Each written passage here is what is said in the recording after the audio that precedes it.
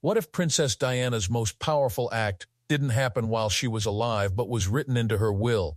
Most people assumed that when Princess Diana died in 1997, her fortune would quietly fold back into the royal system. That's not what happened. Instead, Diana made a final move so calculated, so personal, that it still shapes the monarchy today. And it all comes down to who she trusted most. Diana was never built to obey. Long before palaces and paparazzi, Diana was already different. She worked real jobs. She lived with roommates. She struggled in school but excelled in kindness. Even after marrying Charles III, she refused to disappear into royal tradition. She removed obey from her wedding vows. She chose her own engagement ring from a catalog.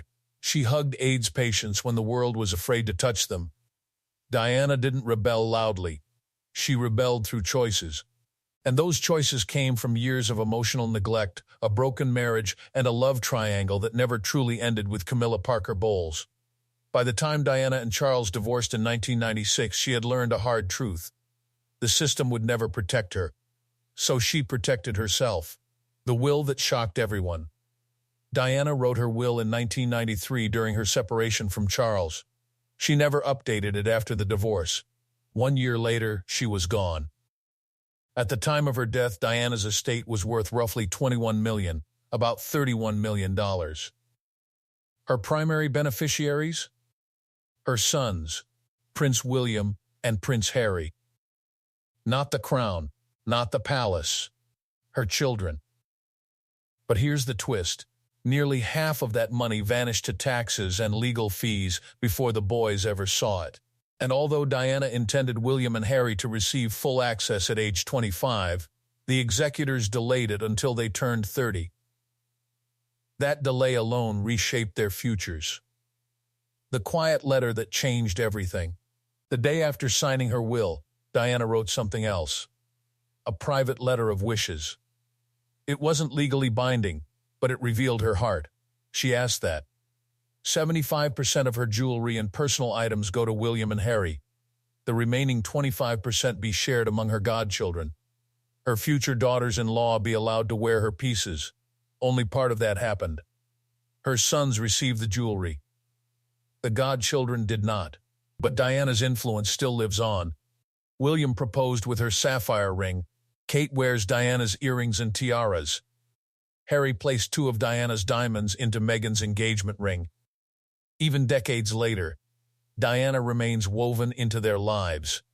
The freedom fund nobody expected. Here's the part most people miss. That inheritance didn't just provide comfort, it created escape.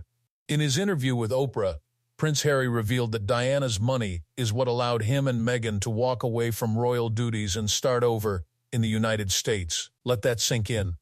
Diana's estate funded Harry's independence. Even in death, she gave her youngest son something the monarchy never could, a way out. Not revenge, protection. Some call it rebellion, others call it strategy. But when you look closely, Diana's will feels less like revenge and more like motherhood. She knew the palace. She knew power. She knew what her boys would face. So she made sure they had resources, leverage, and options. She didn't leave behind just money.